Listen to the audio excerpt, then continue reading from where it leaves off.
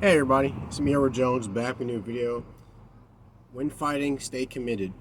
Um, now, I myself have been in, I've been in fights.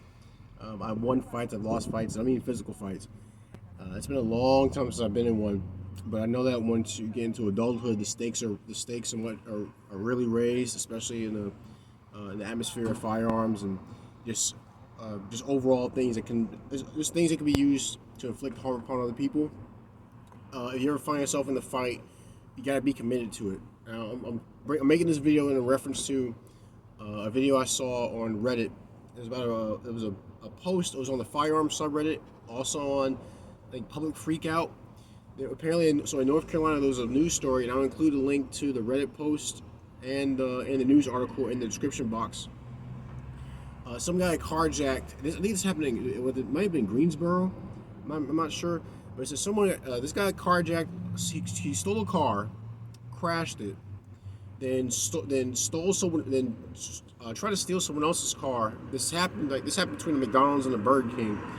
And there's it was like a parking lot area, and someone was recording. Someone on the McDonald's side is recording what's going on. The carjacker, he tried to steal a work truck. Now the driver of the work truck, I guess he got out at some point.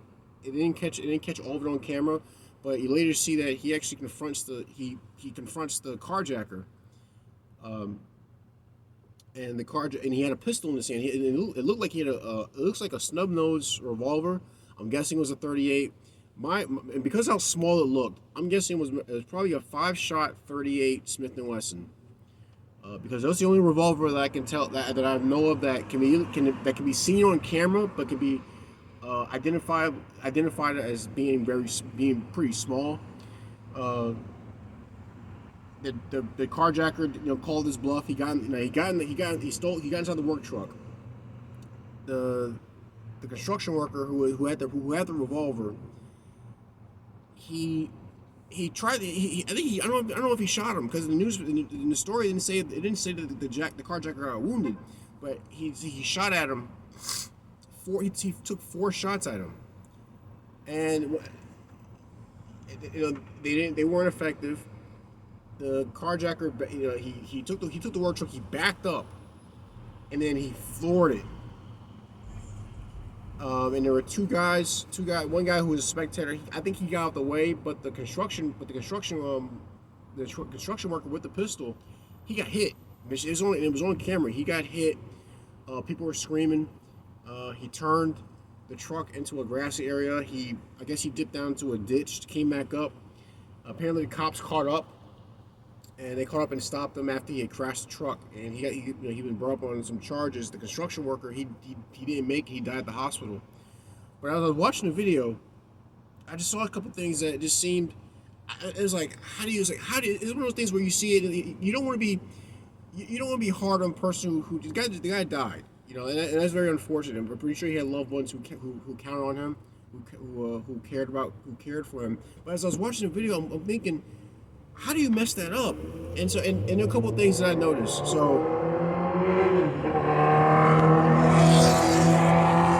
one of the major points was that when he pulled the gun, he didn't seem fully committed to shooting the guy. It seemed like he was more so trying to shoot around him. You can see him like trying to shoot, like he shot. I think it was a truck door. I think he shot. The window might have been open, but you really can't tell if he hit the guy. And again, from the reports I've seen, it didn't really say if the carjacker was wounded from any by any gunshots. So it's like he wasn't. It's like I'm guessing he was trying to do warning shots to scare the guy. And another thing I noticed was that after each shot, he would fire, and he would fire and look to see if he had hit. And point the gun, fire, brought the gun down back, see if he hit anything. And there's one thing I noticed that whenever I go to the range, when I'm teaching when I teach friends how to shoot, I tell them to get out of this habit of checking to see if you shot, because you're breaking your I tell you, you're breaking your sight picture. You want to get in the habit of when you fire, keep the gun leveled keep your sights aligned. Once your sights are, when the gun comes down, when you're able to stabilize the gun after firing it because of the recoil, when your sights are realigned, fire again. And I tell people to keep doing that, because I always notice there's this habit that people have, and they don't really seem to get better at when they shoot. But they'll fire and break side alignment, look to see if they hit the target, and they bring it back up and fire. And first off, you're breaking your sight picture, and second, you're increasing the time between shots. Something like that is something you would. It's like to show that you're actually committed to the actually stopping the person. If you are, you want to fire accurately and fire quickly, as quick as possible, because you don't know what someone's going to do if they're kept alive, especially if they see that you have a gun, and if you're willing to use it, but they kind of think they may think that you're not actually committed to it. You're not actually, you're not gonna do anything. You're just being a gun show. You're pistol playing. Again, I hate the dunk on the guy because he was killed, he was murdered. But I'm just a gun guy. But I was watching that and I was thinking, how do you you're shooting at a guy from a foot away. Either you're just that bad of a shot, or you're just firing warning shots, which means you have a gun, but you're not fully committed to it. And it goes to another thing about with carrying a gun. I've had friends ask me, they would think about carrying a pistol, or even think about just buying a gun. And they said they want to give personal protection. And one of the questions I asked them, I said, listen, you don't have to answer this question in front of me, but it's something I want you to think about.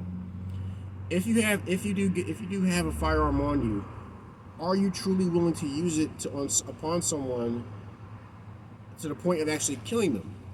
And I tell them, and I say to them, don't answer that question in front of me. I want it to be something they think about, because if you do carry, and you're unwilling to actually use it in that way, things can go from bad to worse. And so anybody who's ever come to me, asking about firearms or personal protection, I always say, please get that sorted out first. If you're unsure, give it some time, because the last thing you want to do is you present a firearm in a heated moment, or at a time where the fight really counts, and they call your bluff, and it turns out badly. So it's very unfortunate to see that, watching that video, and the thing is, but I do think it's important that a video like that is available to the public, because it's something that should be seen and studied. Any one of us could find ourselves in a situation where we may have to fight back, but we have to understand that if you have to fight back, fight all the way. Give it your all. You want to make sure you're giving it your best. And even before it gets to that point, you want to know what are you capable of. Are you capable of fighting back? Are you going to carry a gun? Are you carrying something that's actually adequate for self-defense? Are you accurate with it? Can you properly use it? I think those are important questions that we have to ask ourselves if we're going to take up the responsibility of carrying a firearm. Now, I don't want to discourage you. I hope they're not discouraging anyone from doing so, because I see it as a net positive for people to arm themselves, because you are your own first responder. You have to be responsible for your safety. It's just like I have to be responsible for my own safety. But those questions have to be sorted out before you really step into this arena. Again, I'm sorry that the guy lost his life. I think there were things that could have been done, that he could have done better, that could have given him a greater chance of living, and potentially even stopping the guy who stole his work truck and eventually ran him over. But I think it's important that we take that information, run with it, to try to give ourselves a greater advantage against any threats that may try to pounce upon us in the future. But that's my video. That's all I'm going to talk about today. I'm not sure if I'll do one today, because it's getting to that time of year where it's getting too hot to even want to sit in this truck. I have to find a shaded spot. But I care enough to do this video, to talk, to share this info with you guys, because I care about you, the viewer, and I care about anyone who has a chance to take up the responsibility of personal armament. And I want them to be safe and effective with it. But please share your thoughts. Leave a comment in the comment section. Like, share, and subscribe. If you enjoy the videos, please look forward to new videos and check out my older videos on my channel. If you want to help out the channel, go to my homepage on YouTube. Look for the PayPal link and the Cash App link. All donation amounts are appreciated. Any gripes, complaints, send me a PM. I'll see what I can do to address them. But that's my video. If you're in a fight, be committed to it. I'm Edward Jones. You guys take care. Be safe. Stay strapped. And God bless.